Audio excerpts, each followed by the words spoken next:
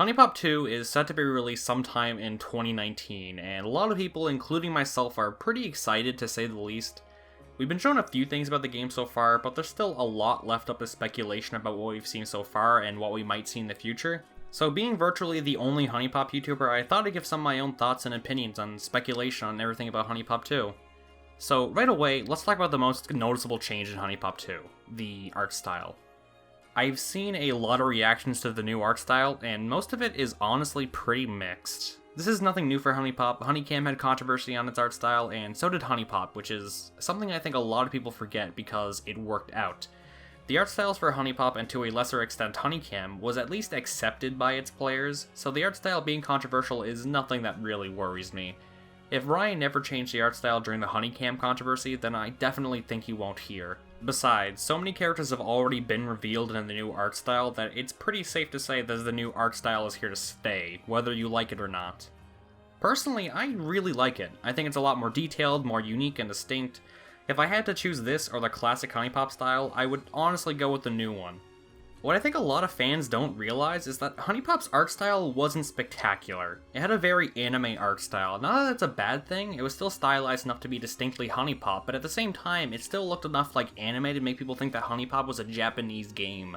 I've not only seen that happen, I thought it myself when I first played. And I think the new art style will really make the game feel more like HuniePop and less like anime dating sim. That being said, the original HuniePop's art style's strength was mostly in its character design. The art itself looked great, don't get me wrong, but HuniePop would not have been the success it was if the girls were not as well designed as they were. And by designed, I don't mean the art style in which they're drawn, I mean the type of hair, poses, face, skin tone, and clothes they all had. They were all very unique and distinct girls, which helped the game stand out amongst other anime dating sims. I can't stress this point enough. Without the great character design, you're left with an art style that honestly leaves a lot to be desired. Again, HuniePop's art style was fine, but it was still fairly generic. There wasn't all that much detail in the bodies, they were all shaped and shaded similarly, and overall, it was like each girl body shared the same template. At the end of it all, what I'm trying to say is that the HuniePop 1 art style was kind of holding it back. I think a really undebatable point was the boobs. The boobs in HuniePop were not great. It looked like they designed the bodies and then pasted on the boobs afterwards. They don't really curve on naturally with the girls, sometimes the nipples would be pointed weird, and overall it just didn't look amazing. They were still good, I don't want that to be misunderstood, but there was room for improvement.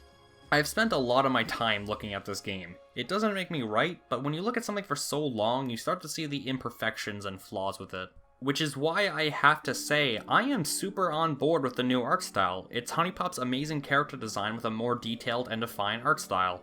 The bodies of the girls seem more unique, their poses have much more going on, their faces have more touches of detail from HuniePop's, the boobs seem like they actually curve with the girls, and overall, I think it's just better for the game. Art is subjective, I get that, and if you don't like the new art styles, then I'd say wait till the game comes out to see it then. It's possible that the girls will look a lot nicer when they're in the game with the game's background instead of the trailer background. If you still don't like it then one thing's for sure you will like are the date photos. The date photos in HuniePop have always been sublime. I think they were really well done, and from what we've seen so far, it seems like they're only going to get better in HuniePop 2. Ryan tweeted out that the girls will change their hairstyle for sex in a much more seamless way, and we've also been told that the game gets to the sexual stuff quicker than in HuniePop 1. This is very vague, but it tells us that something new is coming for the sex scenes in HuniePop 2. The girls could have different hairstyles, or in the CGs there could be actual animation of the girl changing her hair, or a minigame. Honestly, anything's possible, and I'm really looking forward to finding out what that is. So, overall, I like the new art style. Let's move on to the girls themselves now. As I've said, HuniePop had some pretty unique girls. They were all very distinct in personality and design. I think it's pretty much universally agreed that the girls in HuniePop were the main selling point, or at the very least it was what drew a lot of people in. However, a major criticism, and one I have myself of HuniePop, is that there isn't all that much to the girls in the game. There's no branching storylines, no major character moments, no intertwining relationships between the girls, you don't get to choose a girl to marry, there wasn't much. The fact that I managed to make videos discussing the personalities of the girls is astounding because there's very little to work with. We get hints of their character, and I think those hints reveal that there are some really interesting characters behind these girls, but whether there was or not, we never got to see it. Originally there was going to be much more serious moments, major character depth with the girls, but it was ultimately dropped, presumably because they couldn't get to work or something of the sort. I bring this up because I think it's possible that we will see more characterization of the girls in HuniePop 2, and this doesn't necessarily mean sacrificing the happy-go-lucky nature of HuniePop 1 either.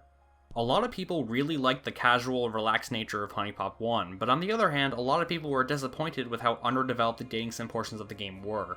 I don't think there needs to be a sacrifice here. I think there's a way for HuniePop to have deep characters while also keeping its casual nature intact. The game has fairy magic, actual contextual magic, so anything is possible, really. There's already a great suspension of disbelief when it comes to HuniePop's concept, so to stretch that out and bring in mechanics or ideas that would allow a player to learn more about the girls without having the carefree casual experience ruined isn't impossible. It'd be damn well hard to implement, that's for sure. I wouldn't know how to effectively do it myself even, but it's just what I think, it's what I hope, and I have faith in Ryan and the rest of the HuniePop team to address this criticism and improve upon it. We have already seen a small sign of this. Ryan has stated that the Honeycam girls who are coming over to HuniePop 2 would be much more developed than they were in Honeycam, which is nice to know because it shows that he gives a damn about the characters of the girls and them being more than fapping material. However, I would be fucking stupid to deny that fapping material is a major part of HuniePop, and so far they've been doing pretty good. Most of the girls look pretty bangin'. So far we've seen Kiyu, Jessie, Abia, Lillian, Sarah, Candace, and most recently Lola and Polly. It's been confirmed that there will be 13 girls in the game. This means that half the girls in the game will be girls that we've already seen before, but I'm okay with that. The Honeycam girls had virtually no personality in HuniePop, so to me they're pretty much new girls. And they all are pretty bangin', so I'm more than happy with what we're getting. From the girls we have seen, I have to say, most of them are pretty great, but Sarah. Why Sarah? Most people hated Sarah, and those who didn't hate her really loved her, but they were a tiny minority, I hope. She doesn't even look all that hot or cute. Whatever. I have faith. The other girls we've seen so far have looked pretty nice. Except for Lola, I still fucking hate her and her hair looks only worse. No, it's fine. Abia is a wonderful new addition. I think she's very cute. Someone who I did not expect to be in the game in a million years was Polly. Polly, if you missed it in the direct, has a penis. People have been asking Ryan if there would be a trap in HuniePop, and I guess he said, fuck it, sure, if people ask for it. And personally, I find this not only very funny and erotic, but very HuniePop. It shows how diverse the choice in girls really is. As I've said before, it's HuniePop's greatest strength to me, and it's so nice to see that it's still going strong with its diversity. For myself, well, let's just say that I have certain preferences that align with what I'm seeing, you know? I love Polly. My new favorite girl in HuniePop might have a penis. I never thought I'd say that, and I'm more than okay with that. The girls in Honeycam look amazing in the HuniePop 2 art style, and Jessie seems like an overall improvement.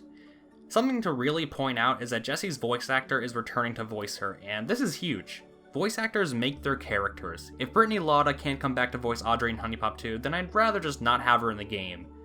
It's not that important, and I'm glad that it seems to be a priority.